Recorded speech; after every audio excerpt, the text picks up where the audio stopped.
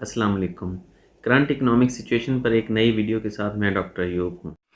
पहली जो significant change हुई है वो तो रिसेंटली जो सेनेट से state bank of Pakistan amendment bill 2021 approve हुआ है, पास हुआ है।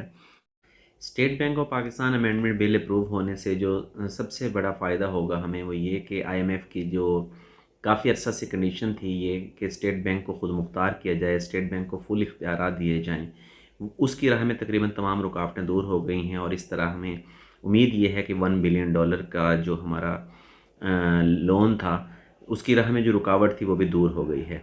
इसके कॉन्सिक्वेंसेस क्या होंगे इस पे तो बात हम करते ही हैं, लेकिन उससे पहले जो एक अच्छी न्यूज़ है इकॉनमी के हवाले से वो ये है कि पाकिस्तान की जो एक्सपोर्ट्स का वॉल्यूम है वो इंक्रीज़ करके रिसेंट टाइम में मैक्सिमम हो गया है, यानी $26 बिलियन हमारे एक्सपोर्ट्स का वॉल्यूम हो गया है। और इसके लिए हमारी जो टॉप एक्सपोर्टिंग डेस्टिनेशन है वो यूएस ही हुई है। यूएस में हमने जो हमारे एक्सपोर्टिंग साउथ एशिया जो एशिया से जिनके साथ हमारा कंपटीशन था, जैसे इंडिया है, श्रीलंका है, बांग्लादेश है, तो इनको हमने बीट किया है। इनसे हमारी एक्सपोर्ट्स हैं वो बढ़ गई हैं फ़र्स्ट टाइम। और इस तरह जो $26 बिलियन की यानी $26 अरब की जो हमारे एक्सपोर्ट्स हैं, ये एक ताज़ा हवा का अच्छा झोंका है। तो इससे उम्मीद ये है कि इकॉनमी को फ़ायदा होगा। तीसरी अहम ख़बर जो इकॉनमी के हवाले से डिस्कसेबल है, जिस पे मैंने रिसेंटली ब्लॉग भी लिखा है, वो ये है कि चलगोज़े की क़ीमत हाफ़ हो गई है। ये हर मुल्क की 3 बड़ी पॉलिसीज़ होती हैं जिन्हें हम एक को मॉनेटरी पॉलिसी कहते हैं या ज़री पॉलिसी, दूसरी फ़िस्कल पॉलिसी है या इनकम एक्सपेंडिचर की पॉलिसी, और तीसरी ट्रेड पॉलिसी होती है। तो हम ट्रेड पॉलिसी को छोड़ के बाकी 2 पॉलिसीज़ का ज़िक्र करते हैं क्योंकि ये दोनों पॉलिसीज़ एक दूसरे से समहाउ जुड़ी हुई होती हैं। मॉनेटरी पॉलिसी या जो ज़री पॉलिसी है उसका निगरान सेंट्रल बैंक होता है, यानी सेंट्रल बैंक जैसे पाकिस्तान में स्टेट बैंक ऑफ पाकिस्तान है। जो फ़िस्कल पॉलिसी है या आमदनी और अखराजात की पॉलिसी है, इसका जो निगरान है या इसका जो सुपरवाइज़र है वो फाइनेंस मिनिस्टर होता है। फाइनेंस मिनिस्ट्री के अंडर ये काम करती हैं। अब 2 बड़े मुआशी मकासद हैं जिनमें एक पायदार नशोनुमा का है। पायदार यानी सस्टेनेबल ग्रोथ एंड डेवलपमेंट का जो इकोनॉमिक ग्रोथ का कॉन्सेप्ट है वो एक एक ऑब्जेक्टिव वो है, और दूसरा ऑब्जेक्टिव आजकल के हालात में प्राइस स्टेबिलिटी का या बढ़ती हुई महंगाई को कंट्रोल करने का है। स्टेट बैंक ऑफ पाकिस्तान की खुद मुख्तारी के कॉन्सेप्ट को समझने से पहले ये समझना चाहिए कि स्टेट बैंक ऑफ पाकिस्तान काम क्या करता है। तो स्टेट बैंक ऑफ पाकिस्तान अगरचे किसी किस्म का कोई प्रॉफिट अर्न करने का इदारा नहीं है। ये अलग बात है कि स्टेट बैंक ऑफ पाकिस्तान का जो मुनाफा है वो तकरीबन तमाम बैंकों से ज़्यादा होता है। किसी भी मरकज़ी बैंक को खुद मुख्तारी देने का मतलब ये होता है कि उसको गोल सेटिंग में खुद मुख्तारी दी गई है, यानी उसको मुआशी अहदाफ सेट करने में खुद मुख्तारी दी गई है, और उसको जो मॉनेटरी पॉलिसी के या ज़री पॉलिसी के जो इंस्ट्रूमेंट हैं, जो आलात हैं, उनको इस्तेमाल करने के लिए खुद मुख्तारी दी गई है। स्टेट बैंक को खुद इख्तियार बनाने के फ़ैसले को मैं इसलिए खुशाइन करार दे रहा हूँ क्योंकि स्टेट बैंक ऑफ पाकिस्तान या जो किसी भी मुल्क का मरकज़ी बैंक होता है उसके पेश नज़र लॉन्ग टर्म ऑब्जेक्टिव्स होते हैं। उन्होंने कभी कोई इलेक्शन नहीं लड़ना होता, उन्हें 4 साल या 5 साल या 6 साल की टर्म की फ़िक्र नहीं होती। जैसा कि आपने देखा है कि जितने भी पॉलिटिशियंस हैं उनकी इलेक्शंस के नज़दीक कोशिश होती है कि वो ज़्यादा से ज़्यादा अखराजात करें, और उस मकसद के लिए वो स्टेट बैंक ऑफ पाकिस्तान को भी इस्तेमाल करते रहे हैं। ये अमल जिसे हम पॉलिटिकल बिजनेस साइकिल कहते हैं, पॉलिटिकल बिजनेस साइकिल के थ्रू जो पॉलिटिशियंस हैं वो असरअंदाज होते हैं स्टेट बैंक ऑफ पाकिस्तान पर या मुल्क के मरकज़ी बैंक पर, और उससे वो अखराजात में इजाफ़ा करने की तरफ तवज्जो दिलाते हैं। ये अगरचे वो इससे उनके नज़दीक जो शॉर्ट टर्म ऑब्जेक्टिव होता है वो ये है कि उन्होंने इलेक्शन विन करना होता है, जो कि स्टेट बैंक ऑफ पाकिस्तान की लॉन्ग टर्म पॉलिसीज़ के अक्सर अगेंस्ट ही होता है। तो स्टेट बैंक ऑफ पाकिस्तान ऐसा इदारा है या मरकज़ी बैंक किसी मुल्क का ऐसा इदारा होता है जिसके मकासद शॉर्ट टर्म नहीं होते। वो थोड़े अरसे के मकासद को सामने नहीं रखता, बल्कि वो लॉन्ग रन ऑब्जेक्टिव्स को सामने रखता है। जबकि पॉलिटिशियन जो हैं वो आम तौर पर शॉर्ट रन ऑब्जेक्टिव को सामने रखते हैं। उनके पेश नज़र जो सबसे बड़ा ऑब्जेक्टिव होता है वो अगला इलेक्शन विन करना है। यही वजह है कि इलेक्शन के करीब जो पॉलिटिशियंस हैं वो बहुत ज़्यादा खर्चे करने की कोशिश करते हैं। सड़कें, सोलिंग, नालियाँ, यूनिवर्सिटीज़, कॉलेजेस और इस किस्म के जो हैं वो प्रोजेक्ट स्टार्ट करते हैं ताकि अगला इलेक्शन विन किया जा सके। وہ اس بات کا احساس نہیں کرتے کہ اس سے ملک میں انفلیشن ہوگا یا اس سے ملک کے اندر جو مہنگائی میں اضافہ ہو جائے گا۔ جیسا کہ ریسنٹلی میں نے اپنے ایک بلاگ میں لکھا تھا کہ یہ جو اکانومی ہے یہ ایک جسم کی مانند ہوتی ہے، اور اس کے اندر جو زر سرکولیٹ کرتا ہے وہ اس کو بلڈ آف دی اکانومی کہتے ہیں، یہ اکانومی کا بلڈ۔ سیاستدان عام طور پر ایسے بھی شارٹ ٹرم فیصلے کرتے ہیں جن کے کانسیکوینسز یا جن کے اثرات لانگ ٹرم ہوتے ہیں۔ الیکشن جیتنے کے لیے وہ اخراجات کرتے کرتے کرتے ملک میں زر کی رسد میں اضافہ کر دیتے ہیں، جس سے جو اشیاء و خدمات کی قیمتیں ہیں ان میں بے پناہ اضافہ ہو جاتا ہے۔ انہیں اس بات سے کوئی غرض نہیں ہوتی کہ اس کے جو اثرات ہیں وہ لمبے عرصے کے لیے عوام کو ہی جھیلنے ہیں۔ اگر ملک میں زر کی رسد میں اضافہ ہو جائے گا تو اس سے اشیاء و خدمات کی قیمتوں میں اضافہ ہو جاتا ہے۔ کسی بھی ملک کے مرکزی بینک کو خود مختار بنانے کے حق میں جو لوگ ہوتے ہیں ان کی طرف سے سب سے بڑا آرگیومنٹ جو کسی حد تک ویلڈ بھی ہے وہ یہ ہے کہ یہ ملک میں افراط زر میں کمی کا باعث بنتے ہیں۔ تو اسٹیٹ بینک آف پاکستان کی خود مختاری کے مخالفت میں جو دلائل ہیں ان میں سب سے بڑی دلیل یہ ہے کہ جو اس کے گورنر ہیں یا اس کے جو بورڈ آف ڈائریکٹرز ہیں وہ کسی کو جواب دہ نہیں ہوتے، جس طرح کے وزیر اعظم جواب دہ ہوتے ہیں، جس طرح کابینہ جواب دہ ہوتی ہے عوام کو، یا اراکین اسمبلی جواب دہ ہوتے ہیں۔ اس طرح کیونکہ یہ خود جواب دہ نہیں ہوتے، اس لیے اس بات کا خدشہ ہو سکتا ہے کہ یہ ایسے فیصلے کریں جو کہ ذاتی نوعیت کے ہوں، ذاتی مفادات کے تحت ہوں، اور جو اجتماعی یا قومی مفاد کے خلاف ہوں۔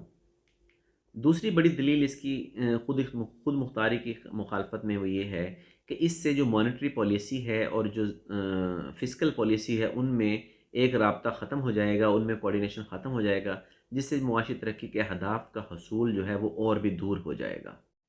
اس کی مخالفت میں تیسری دلیل ان کے پاس یہ ہے کیونکہ مانیٹری پالیسی ملک میں تقریباً ہر کسی کو امپیکٹ کرتی ہے، ہر فرد کو امپیکٹ کرتی ہے، ہر فرد پر اس کا اثر ہوتا ہے، تو اس لیے ایسا بندہ لگایا جائے، ایسا اس کا جو رسپانسبل ہو یا اس کا اختیار ایسے لوگوں کے پاس ہو جو کہ عوام میں سے ہوں، جو عوام کو جواب دہ ہوں۔ اور آرگیومنٹ یہ ہے اسٹیٹ بینک آف پاکستان کی خود مختاری کے مخالفت میں کہ کیونکہ ہمارے زیادہ تر جو گورنرز ہیں اسٹیٹ بینک کے یا بورڈ آف ڈائریکٹرز ہیں وہ امپورٹڈ ہوتے ہیں، ان کو ملک کے جو گراؤنڈ ریئلٹی جسے کہتے ہیں زمینی حقائق ہیں ان کا پتہ ہی نہیں ہوتا، اور اس کا تو سیدھا سادہ حل یہ ہے کہ ہمارے ملک کے اندر بہت سے اچھے مانیٹری اکانومسٹ موجود ہیں، ہمارے ملک میں بہت اچھے معاشیات دان موجود ہیں، تو یہ ضروری نہیں ہے کہ ہم پالیسی کے لیے وہاں سے امپورٹڈ جو گورنر ہے وہی لگائیں۔ ایک اس کی مخالفت میں دلیل یہ آتی ہے کہ یہ کیونکہ یہ آئی ایم ایف کے دباؤ پہ کیا جا رہا ہے تو اس سے ہمارا جو ملک ہے، جو ہماری معاشیات ہے وہ آئی ایم ایف کے کنٹرول میں چلی جائے گی۔ یہ تو ہم نے دیکھ لیا کہ اسٹیٹ بینک آف پاکستان کی خود مختاری کے حق میں کون سے دلائل ہیں اور اس کی مخالفت میں کون سے دلائل ہیں۔ اگر اس پہ میں ذاتی نوعیت کا تبصرہ کروں تو میرے خیال میں جو اس کی حق میں دلائل ہیں اور وہ زیادہ ہیں۔ یہ کویشچن اہم ہے کہ میں ایز این اکانومسٹ اس کو کیوں سپورٹ کر رہا ہوں۔ ایکچولی جتنے بھی ترقی یافتہ ملک ہیں، جیسے میں نے کہا کہ سب کے جو سینٹرل بینکس ہیں یا جو ان کے مرکزی بینک ہیں وہ تقریباً خود اختیار ہیں، خود مختار ہیں۔ ان میں جیسے دنیا میں جو سب سے زیادہ خود اختیار بینک ہے وہ یورپین سینٹرل بینک ہے، دوسرے نمبر پہ جو امریکہ کا فیڈرل ریزرو بینک ہے۔ یہ آرگیومنٹ ہے کہ اس سے state bank of Pakistan amendment بل سے پاکستان کی معاشی خود مختاری پر کوئی سمجھوتا ہو جائے گا، یا ہمارا مرکزی بینک آئی ایم ایف کے کنٹرول میں چلا جائے گا، یا ہماری معاشی پالیسیاں آئی ایم ایف بنانے لگ جائے گا، تو میرے خیال میں یہ سب بے بنیاد باتیں ہیں۔ دنیا میں جتنے بھی ترقی یافتہ ممالک ہیں انہوں نے مستقل بنیادوں پر معاشی مقاصد کے حصول کے لیے اپنے مرکزی بینکوں کو مکمل طور پر خود مختار کرنے کی طرف ہی قدم اٹھائے ہیں۔ جو ہسٹوریکل جو ایویڈنس ہے، یعنی جو تاریخی شواہد ہیں، ان کی بنیاد پر بھی ہم کہہ سکتے ہیں کہ دنیا میں جتنے بڑے بڑے بینکس ہیں وہ سب کے سب خود مختار ہیں۔ مثال کے طور پر جو یونائٹڈ اسٹیٹس کا امریکہ کا جو فیڈرل بینک ہے، فیڈرل ریزرو جسے کہتے ہیں، وہ تقریباً مکمل طور پر خود مختار ہے۔ اس کے جو بورڈ آف گورنرز ہیں وہ 1-2 سال کے لیے نہیں بلکہ 14 سال کی ٹرم کے لیے سلیکٹ کیے جاتے ہیں۔ وہاں کی کانگریس یا وہاں کا پریزیڈنٹ یا وہ ان کو نکال نہیں سکتا۔ 14 سال وہ اپنی ٹرم پوری کرنے کا اختیار ان کے پاس ہوتا ہے۔ اس کے علاوہ جو دنیا میں دوسرا بڑا بینک ہے وہ یورپین سینٹرل بینک ہے، جس کا جو حجم ہے یا جس کا جو لیول ہے وہ امریکن بینک کے برابر ہے، امریکن بینک امریکن پاپولیشن کے برابر ان کی پاپولیشن ہے یورپین یونین کی. تو وہ دنیا میں سب سے زیادہ خود مختار بینک ہے جو یورپین سینٹرل بینک ہے. اس کے علاوہ جو بڑے بڑے بینکس ہیں، بینک آف انگلینڈ ہے، بینک آف جاپان ہے، اس کے علاوہ بینک آف نیوزی لینڈ ہے، بینک آف سویڈن ہیں، یہ سب کے سب تقریباً خود مختار بینکس ہیں. تو پاکستان کے اس مرکزی بینک کو خود مختار ہونے سے کسی قسم کی کوئی میرے خیال میں بڑی مصیبت یا بڑا مسئلہ نہیں پیش آئے گا. اور اس کا جو فائدہ ہے وہ میں آج کی اس ویڈیو میں بتانے والا ہوں کہ اس کا فائدہ اس کی قیمت سے کہیں زیادہ ہونے والا ہے. پاکستان کی اکنامک سچویشن کو اس پہ کافی زیادہ فائدہ ہونے والا ہے. اسٹیٹ بینک آف پاکستان کی اٹانومی کے حوالے سے یہاں میں بہت کلیئرٹی کے ساتھ کہہ سکتا ہوں کہ اس کا مقصد قطعاً یہ نہیں ہے کہ اب state bank of Pakistan I M F کے یا کسی اور کے دباؤ میں چلا گیا ہے یا ان کے کنٹرول میں چلا گیا ہے. یہ پروپیگنڈا ایک اکانومسٹ کی نظر میں یوں کہہ لیں کہ فضول ہے. تو اسٹیٹ بینک آف پاکستان کے اس امینڈمنٹ بل کی منظوری کے بعد یوں کہہ لیں کہ اسٹیٹ بینک آف پاکستان اب حکومت کے، فائنانس منسٹر کے یا بیوروکریٹک کنٹرول کے یا کسی پولیٹیشین کے دباؤ سے آزاد ہو گیا ہے. ایک بات ہمارے لوگوں کو یہ سمجھ لینی چاہیے کہ جو آئی ایم ایف ہے، انٹرنیشنل مانیٹری فنڈ، یہ کوئی ملک نہیں ہے. آئی ایم ایف ایک ایڈوائزری بورڈ ہے. آئی ایم ایف ایک ادارہ ہے جو ایسے ملکوں کو معاشی پالیسیاں بنا کے دیتا ہے یا ایسے ملکوں کو معاشی گائیڈ لائن فراہم کرتا ہے جہاں کے عوام اچھے اکانومسٹ پروڈیوس نہ کر رہے ہوں، جہاں کے اپنے جو اکانومسٹ ہیں وہ اس بات سے ہاتھ اٹھا دیں یا ہاتھ کھڑے کر دیں کہ ہم اس کی پالیسی پر یہاں کی پالیسی نہیں بنا سکتے، یا حکومت اپنے معاشیات دانوں کو اس قابل مت سمجھے کہ وہ ہماری وہ اچھی پالیسیاں بنا سکتے ہیں. تو نتیجے کے طور پر آئی ایم ایف سے مدد لی جاتی ہے. اگر ہم سن سکیں تو آئی ایم ایف کی ساری باتیں بالکل غلط نہیں ہوتی. اب کیونکہ آئی ایم ایف نے ہمارے ملک میں الیکشن نہیں لڑنا تو اس لیے وہ پولیٹیکل بزنس سائیکل والی تھیوری کو فالو نہیں کرتے. وہ الیکشن کے قریب بے تحاشا اخراجات کر کے ملک کے اندر افراد زر کرنے کے حق میں نہیں ہیں. وہ ملک کو ایک لمبے عرصے کی ایسی پالیسی کی طرف گامزن کرنا چاہتے ہیں یا ان کا ایم یہ ہوتا ہے کہ ان کو ایسے لمبے عرصے کی پالیسی پہ گامزن کیا جائے جس سے معاشی استحکام کا حصول ممکن ہو. تو کلیئرٹی کے ساتھ کہہ دینی چاہیے کہ آئی ایم ایف کو ہمیں بہت زیادہ ویلن نہیں سمجھنا چاہیے. آئی ایم ایف ہماری ہیلپ کرتا ہے، آئی ایم ایف ہمیں پالیسی بنانے میں ہیلپ آؤٹ کرتا ہے. آئی ایم ایف بہت ساری باتیں ایسی کہتے ہیں جو کہ ہونی ہی چاہیے. مثال کے طور پر انڈر گراؤنڈ اکانومی ختم ہونی چاہیے، لوگوں کو ٹیکس دینا چاہیے، بے تحاشا قرضے نہیں لینے چاہیے. اب یہ الگ بات ہے کہ بہت سارے ملکوں میں آئی ایم ایف کا پروگرام کامیاب نہیں ہوا، ہمارے طرف بھی کامیاب نہیں ہوگا، تو ہمارے پاس الٹرنیٹو بھی کوئی نہیں ہے. اسٹیٹ بینک امینڈمنٹ بل کی منظوری کے بعد جب پریزیڈنٹ اس پہ سائن کر دیں گے تو اسٹیٹ بینک آف پاکستان کے جو گولز ہیں یا جو اسٹیٹ بینک آف پاکستان کے معاشی اہداف ہیں وہ بہت حد تک کلیئر ہو چکے ہیں. اسٹیٹ بینک آف پاکستان کے اب دو میجر آبجیکٹیو ہیں. ایک تو یہ کہ اس نے پرائس اسٹیبلٹی پہ کام کرنا ہے، یعنی ملک میں نہ تو افراط زر ہونے پائے اور نہ ہی تفریط زر ہو. اسٹیٹ بینک آف پاکستان کے لیے جس حد تک افراط زر خطرناک ہے اسی حد تک تفریط زر بھی خطرناک ہے. یعنی اگر قیمتوں میں اضافہ صارفین کو نقصان پہنچاتا ہے، اشیاء خدمات کی قیمتوں میں کمی آجرین کو یا پروڈیوسرز کو بہت نقصان پہنچاتی ہے. اس لیے اسٹیٹ بینک آف پاکستان کا جو مرکزی آبجیکٹیو ہے یا مرکزی ہدف ہے وہ پرائس اسٹیبلٹی ہے. دوسرا ہدف اس کا فائنینشیل اسٹیبلٹی ہے. فائنینشیل اسٹیبلٹی کے مقصد کو وہ اچیو کرتا ہے یا آئندہ زیادہ کلیئرٹی کے ساتھ کرے گا، وہ ہے ایکسچینج ریٹ کی پالیسی. ایکسچینج ریٹ کی پالیسی کے through State bank of Pakistan اس بات کو میک شور کرے گا کہ نہ تو ڈالر کی قیمت بڑھنے پائے اور نہ ہی روپیہ اس کے مقابلے میں ڈی ویلیو ہو یا اس کی قدر میں کمی ہو. تو یوں کہہ لیں کہ اسٹیٹ بینک آف پاکستان اب کسی بھی قسم کے بیرونی دباؤ سے الگ ہو کر کام کر سکے گا. تو اسٹیٹ بینک آف پاکستان کے آبجیکٹیوز میں اب بے پناہ کلیئرٹی آ گئی ہے.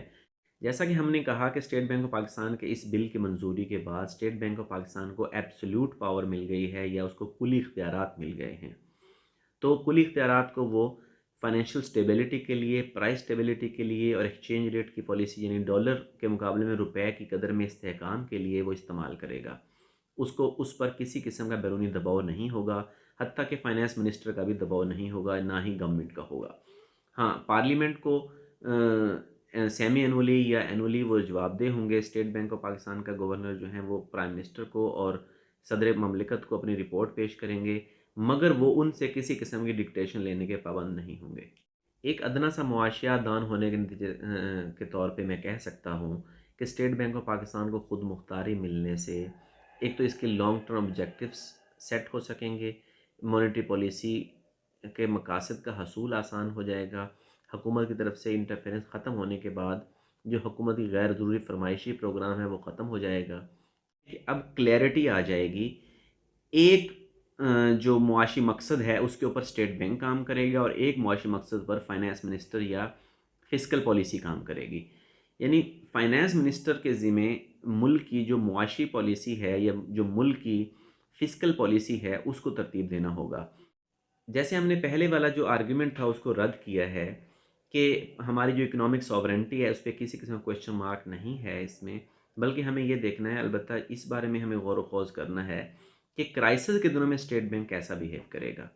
کرائسس جیسے ہم نے ریسنٹلی ایک کرائسس فیس کیا ہے کووڈ-19 کا، تو کووڈ-19 کے کرائسس میں جیسے گورنمنٹ آف پاکستان نے 12,000 روپے، یعنی اس کو ہم کہتے ہیں کہ یہ فسکل پالیسی کی ایکسپینشن تھی، یعنی جب گورنمنٹ نے دیکھا کہ مجموعی طلب میں کمی ہو رہی ہے تو گورنمنٹ نے لوگوں کی طلب میں اضافہ کرنے کے لیے اپنی طرف سے 12,000 روپے کا پیکیج دے دیا تھا مستحق خاندانوں میں۔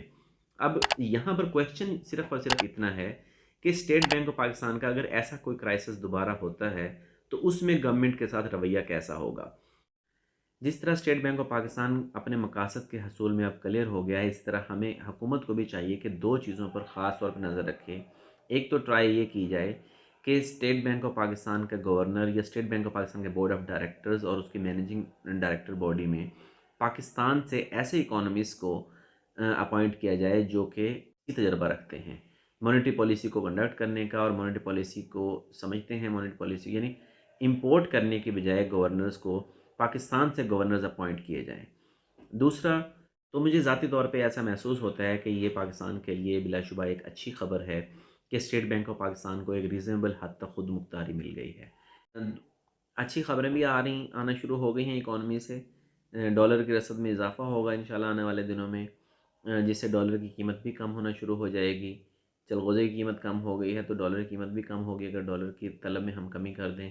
اس کے علاوہ اسٹیٹ بینک آف پاکستان خود اختیار ہو گیا ہے، اب اس کے گولز کلیئر ہو جائیں گے، پرائس سٹیبلٹی اور فائنینشیل سٹیبلٹی اس کا واضح ٹارگٹ بن جائے گا، تو یہ ایک اچھی خوشائند خبر ہے۔ ایویڈنس یہی شو کرتا ہے کہ جن جن ملکوں کے مرکزی بینکوں کو خود اختیاری ملی ہے وہاں پر جو معاشی حالات ہیں ان میں کافی بہتری آئی ہے۔ آج کی یہ ویڈیو دیکھنے کا بے حد شکریہ، امید ہے کہ آپ کو ویڈیو پسند آئی ہوگی۔ اس پہ اپنا فیڈ بیک بھی ضرور دیں اور دعا میں یاد رکھیے گا۔ اللہ حافظ۔